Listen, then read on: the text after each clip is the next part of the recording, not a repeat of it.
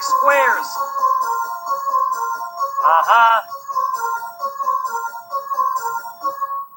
Let's go. I know you are looking around everywhere, looking for some perfect squares. I'm knowledgeable in many things.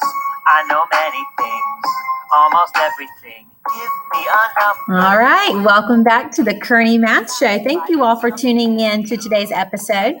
On today's episode, we are going to be featuring kind of putting two things together that we've talked about this year. We've talked about solving equations, and most recently we've been talking about square and cube roots, and we're going to put them together. So today we're going to be talking about how to solve equations that have square and cube roots, okay? So before we get started, go ahead and write at the top of your mini lesson that today this is entry number 5. Okay, so entry number 5, write that up there, and then go ahead and read your learning goal to yourself. What is our learning goal? All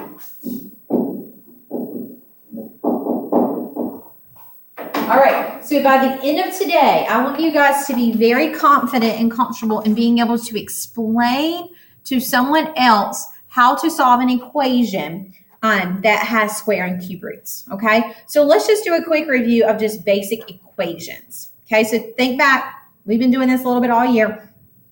When you're solving an equation, what is your goal? Your goal is to figure out what that variable is. And what you're trying to do is, our goal is to get the variable isolated. Okay, we're trying to get the variable by itself. Our goal is to get the variable isolated. Isolated, yup, by itself, like being in a room and there's nobody else. So basically, this means to be alone. Isolate by yourself, be on your own. You got the basics, now I can teach. Let's hit some roots to the Dougie beat. All right, so that might just refresh your memory. We're trying to isolate the variable. Now, when you're solving an equation, remember when we were solving really complicated equations, sometimes it's not, you don't always get rid of the constant first. Sometimes you might have to go in a little bit different order. So when you're solving an equation, I want you to think about it as taking the equation apart, okay? Layer by layer. So you're trying to take it apart from the way that it was built, the way that it was created, okay? So we're going to solve the equation in the reverse order that the equation was built. Okay, so when you're solving it, you're trying to deconstruct the equation. You're looking at how was it constructed, and then you're going to take it apart in the reverse order, okay? And just like before, how we take it apart is we're going to use inverse operations to isolate the variable. Inverse operations to isolate the variable, okay? So nothing's changed. We're still solving equations the same way. We're going to deconstruct it in the reverse order in which it was constructed, okay? The big new thing today is now we actually are going to throw in some square and cube roots in there, okay? So let's talk about that for just a second. So you're telling me to use the inverse operations. Well, can we talk about what is the inverse operation of squaring a number? Okay, so right here, what is the inverse operation? So what's the opposite of squaring something? What's the opposite of multiplying it by itself?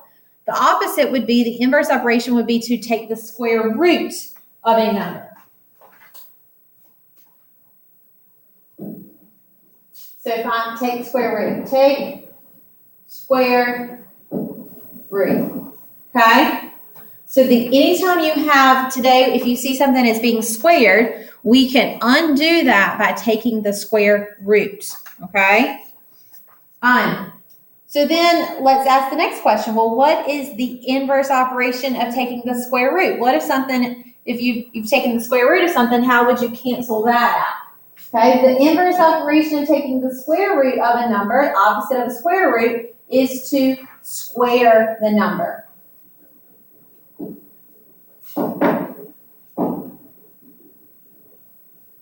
Okay, so the opposite of squaring is square root. The opposite of square root is to square. They cancel each other out. Just like the opposite of multiplication is division, the opposite of addition is subtraction. Squares and square roots, they cancel each other out. Okay. Like for example, if you had the square root of 25 times, you were trying to cancel out the square root of 25. So the opposite of square root of 25 is to square it, which means you would do square root of 25 times the square root of 25. So what's the square root of 25? 5. Square root of 25 is 5. And then if you multiply 5 times 5, you're going to get 25, which is what I originally started with. Okay? And I know that may have been a little bit confusing. When you come to my station, I can explain it more. But essentially what you need to know is that square root and squaring a number are inverse operations. They cancel each other out. They're opposites, okay? So we're going to use that when solving an equation. So before we solve, let's just do one that doesn't even have square roots, just so we can remember how to solve an equation, okay? So like number 5, if we draw our line and try to solve number 5, ask yourself, what order was that equation built? What happened to x first? It started with x, and then what did they do to x? They added 8, and then they took x plus 8, and they took that entire thing, and then they divided by 4, okay? So when we're solving it, we're going to be taking it apart in reverse order. So we want to undo the last thing that happened to x. So the last thing that happened to x was dividing by 4, so I want to get rid of that first. So the opposite of dividing by 4 is to multiply both sides by 4. So now we have x plus 8 equals negative 40. And then I still got to solve for x, so I want to undo that plus 8. So I'm going to do the inverse operation. So I'm going to subtract 8, so x equals negative 48. Okay, and you should be able to plug that 48 back in up here and make sure it works. Okay, so I just kind of remind you how we're solving an equation. We're undoing it, we're deconstructing it in the reverse order in which it was built. Okay, so let's come down to, let's say, number 7. Number 7 is pretty basic. Okay, we have the square root of x equals 5. And I know a lot of you are like, I know that one. But let's show like how you would solve it. Okay, solving the equation. So draw your line.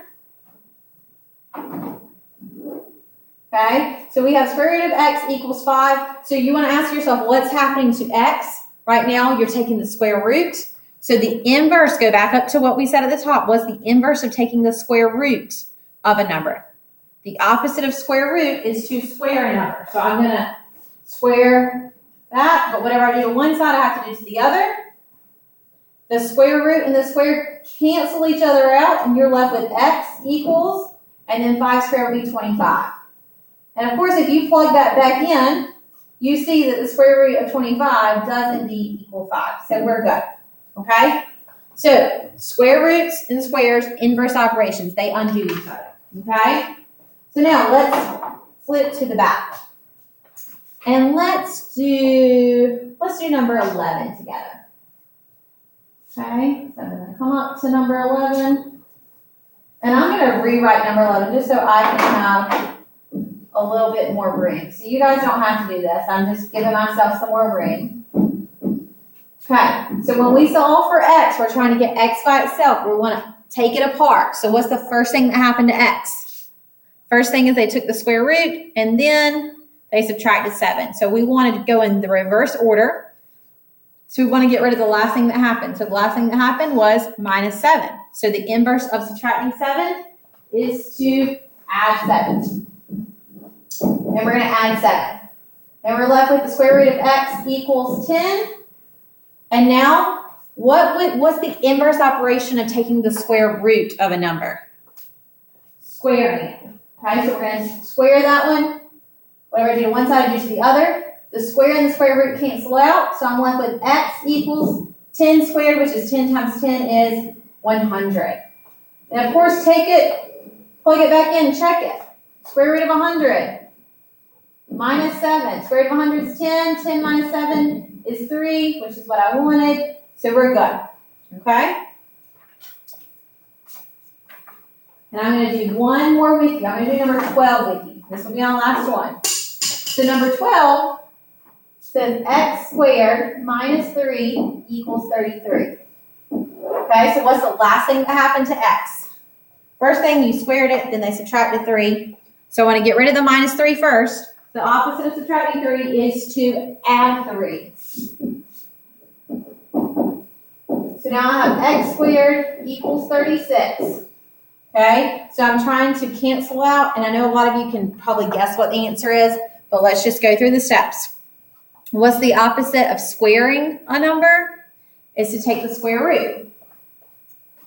So if I take the square root, whatever I do to one side, I have to do to the other. The square and the square root cancel out, and I'm left with x equals, the square root of 36 is 6. Okay, and you can always plug it back in and say 6 squared minus 3, which is 36, minus 3, which is 33. So we got it. Okay, so our big takeaways from today. You're going to continue to solve equations like we've done all year. Okay, the only thing we've added is square roots and cube roots. And just know that the inverse operation of squaring is square roots.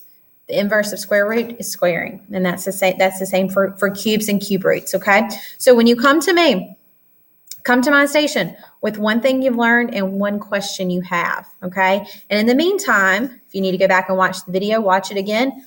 But if not, I want you to go ahead and start trying to do some of the practice. Do a few of them, go check the answer key. Do 1 or 2 more, go check the answer key. And be ready for when I announce for the stations to rotate. All right, good luck, guys. Love you, mean it.